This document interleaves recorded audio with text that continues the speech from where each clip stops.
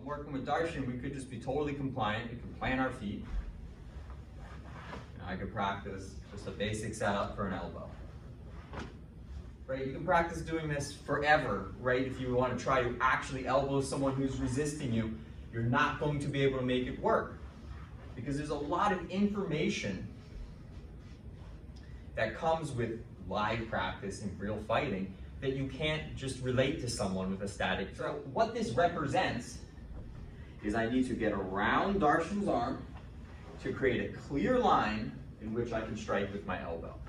But the way that that manifests itself in a live setting is going to be way, way more complicated than any drill that you can, any static drill that you can design for it. So we make it a live drill, one with very strict parameters, but still it has that aliveness to it, so therefore we're developing more realistic skills. So I'll Darshan go first. We'll start just in any position. He's trying to hit me with that right elbow. Notice how my hand is moving and adjusting. Right? He's gonna try to get around it, there we go, to find his shot. And it's the same thing here, right? Back and forth.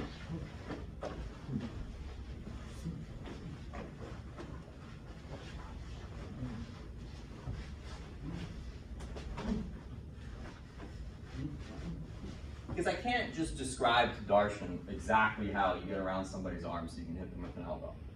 Because that depends on the way that I defend and the way that I react. And it's pretty complicated, right? There's not just going to be one specific thing that he does with his arm that's going to make this work. I'm going to be blocking, controlling that arm. He's got to move around it, and he has to do it quick enough that he can get that elbow in before I get it back up. That's the drill, right? And that aliveness to it is what makes it realistic. Now, it's also important to note that you don't want to go too far with the defensive element here.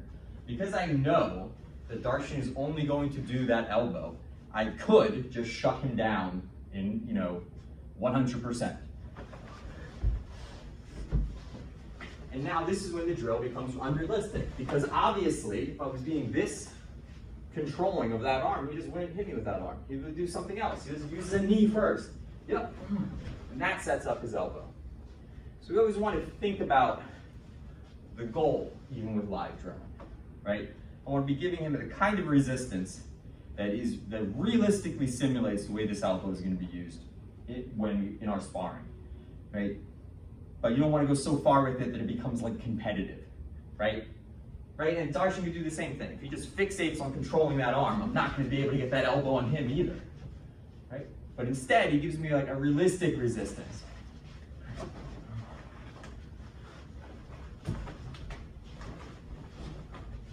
The only difference doing this with a white belt really just has to do with the speed of the practice, more than anything else.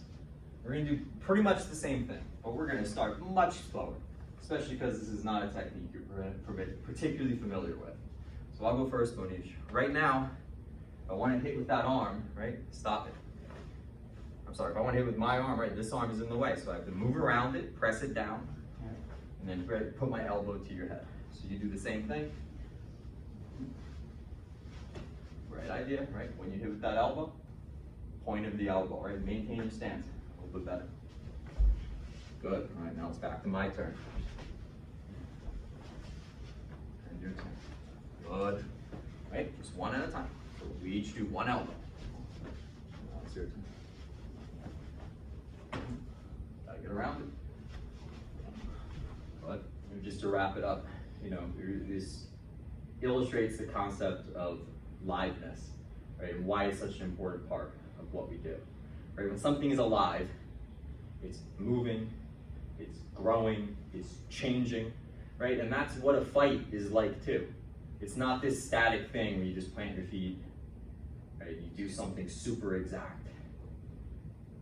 A lot of people would argue that that's the way that you develop good technique, but I would argue that it matters what you're developing that technique for. Right? If you're developing it for something that is chaotic and always changing, like a fight, you want to train in a way that simulates that. And that's why it's a big part of what we do here. Now, it doesn't mean, especially at the beginning level, Monish, there isn't some value in just really simplifying things, right? Being like, okay, grab the head, go around the arm, and do an elbow. But even in 5 minutes working with a beginner, right, we start to add those live elements into it immediately, and then you can do them, right? There's not much value to your practice just standing there and doing it in a compliant way, even for a beginner. Make sense? Good job, boys.